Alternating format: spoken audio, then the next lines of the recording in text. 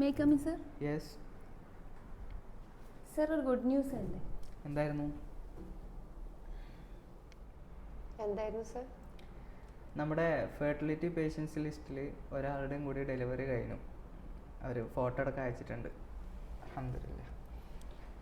മാഷാ അല്ലാഹ്.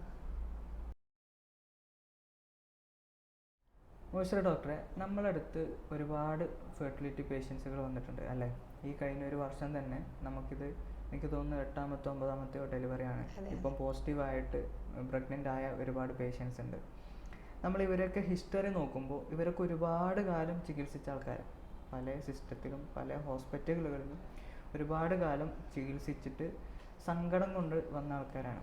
ഒരു അറ്റകൈ പ്രയോഗം എന്നുള്ള രീതിയിലാണ് പലരും ഇവിടെ എത്തിയിട്ടുള്ളത്.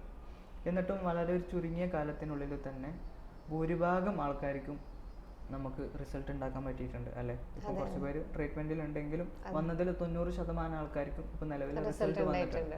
എന്തുകൊണ്ടാണ് നമുക്ക് ഇത്രയും കൂടുതൽ റിസൾട്ട് ഇവിടെ ഉണ്ടാക്കാൻ പറ്റിയിട്ടുള്ളത്? നമ്മൾ ഫീമെയിൽ ഇൻഫെർട്ടിലിറ്റിന്റെ കേസ് എടുക്കുകയാണെങ്കിൽ തന്നെ കൂടുതലായും വരുന്നത് കാരണങ്ങൾ എന്ന് പറയുന്നത് അണ്ടോൽപാദനത്തിലുള്ള ക്രമക്കേടുകൾ, ഫലോപ്പിയൻ ട്യൂബ് ബ്ലോക്കേജ്, പിന്നെ PCOD, ആർത്തവ ക്രമക്കേടുകൾ, പിന്നെ ഹോർമോണിൽ എന്തെങ്കിലും വ്യത്യാസങ്ങൾ, അങ്ങനെ പലതരത്തിലുള്ള കാരണങ്ങളാണ് ഓരോരുത്തരും വരുന്നത്.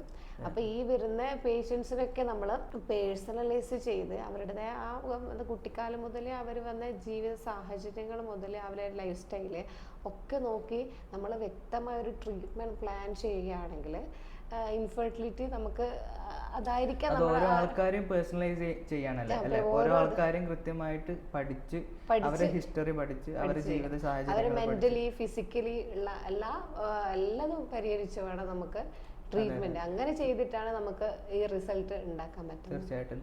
അതിന്റെ കൂടെ തന്നെ ഇപ്പോൾ കാസ്പോർട്ട് വെൽനസ് ഹോസ്പിറ്റലിനെ സംബന്ധിച്ചിടത്തോളം ഇവിടെ ഒരുപാട് സിസ്റ്റങ്ങൾ കമ്പൈനഡ് ആയിട്ടാണ് നമ്മൾ ചെയ്യുന്നത് അല്ലേ? ഇപ്പോൾ ഫെർട്ടിലിറ്റിയിൽ തന്നെ പ്രധാനമായിട്ട് നമ്മൾ ഹോമിയോപ്പതി, TCM ഇതാണ് കൂടുതൽ ഫോക്കസ് ചെയ്യുന്നത്. ഇപ്പം ഞാൻ മനസ്സിലാക്കിയിടത്തോളം നിങ്ങളിപ്പോൾ പറഞ്ഞതുപോലെ തന്നെ പുരുഷന്മാരിലേക്ക് വരുന്ന സമയത്ത് അവിടെയും ഈ പറഞ്ഞ ജീവിതശൈലിയിൽ ഉണ്ടാകുന്ന മാറ്റങ്ങളാണ് കൂടുതൽ ആൾക്കാരെ എഫക്റ്റ് ചെയ്ത് കാണുന്നത് അല്ലേ?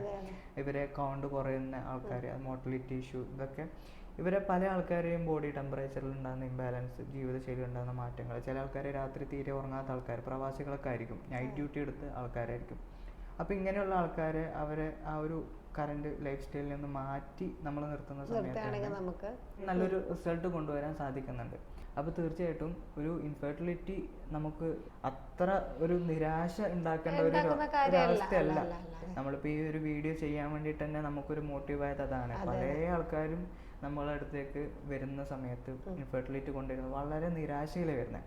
ഒരു സെഷൻ അവിടെ എക്സ്ട്രാ വേണ്ടി വരികയാണ് ഇവരൊന്ന് മോട്ടിവേറ്റ് ചെയ്ത് ഇവരെ ട്രീറ്റ്മെന്റ് എടുക്കാനുള്ള മെന്റലി ആ ഒരു ഡൗൺ ആയിരിക്കുന്ന അവരുടെ നമ്മൾ ആ ഉയർത്തി കൊണ്ടുവരാൻ തന്നെ കുറച്ച് ടൈം എടുക്കുന്നുണ്ട്. പലപ്പോഴും പല ആൾക്കാരും പ്രഷറിലാണ് വരുന്നത്. അതായത് ഈ ദമ്പതികള് ചികിത്സിച്ച് മടുത്തിട്ടുണ്ടാവും, കുടുംബക്കാരുടെയോ അല്ലെങ്കിൽ കൂട്ടുകാരുടെയോ ഒക്കെ പ്രഷറിലാണ് കൂടുതൽ ആൾക്കാരും വരുന്നത്. അവർ ചിലപ്പോൾ അവർ അവിടെ വീട്ടിൽ നിന്ന് തള്ളി ഇങ്ങോട്ട് പറഞ്ഞേച്ചേക്കാരും.